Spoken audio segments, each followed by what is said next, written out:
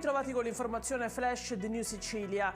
In apertura un incidente mortale verificatosi durante la notte sulla strada statale 115, a perdere la vita Salvo Gennaro di 38 anni di Rosolini.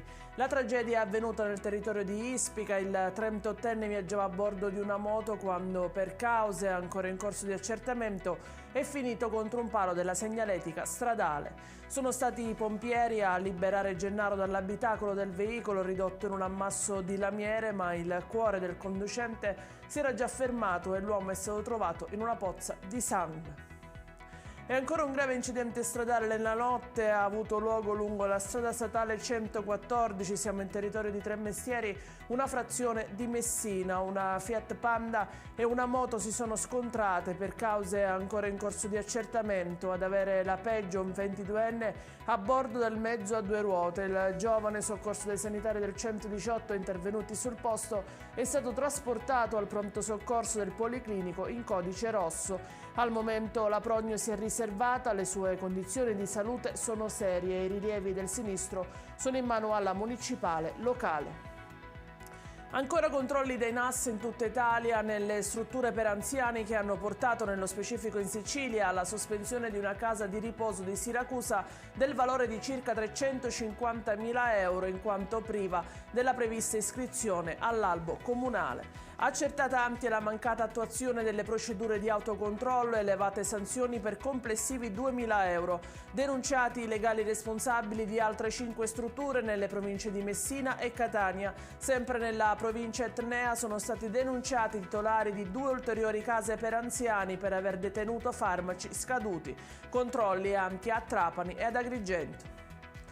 In crescita le infezioni da Covid in Sicilia. Nella settimana dal 26 dicembre al 1 gennaio 2023 si è registrato un incremento dei nuovi casi. I nuovi soggetti positivi sono il 26,18% in più rispetto ai 7 giorni precedenti. L'incidenza cumulativa media nella regione si è attestata a 225 casi per 100.000 abitanti.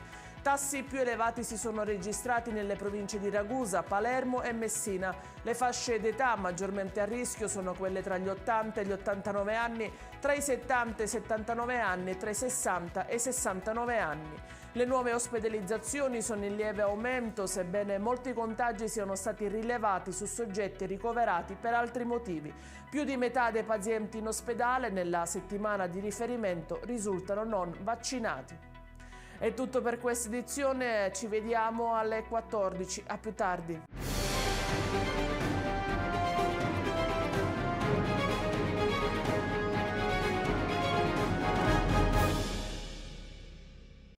Natale ad Acireale. Dall'8 dicembre all'8 gennaio nel centro storico mercatini, circuito dei presepi d'arte, la casa di Babbo Natale, la pista di pattinaggio sul ghiaccio, concerti musicali nelle chiese, laboratori, il trenino turistico natalizio, oltre a tante iniziative di solidarietà. Il 24 dicembre alle ore 20 Uzzukku, tradizionale accensione. L'amministrazione comunale augura buone feste.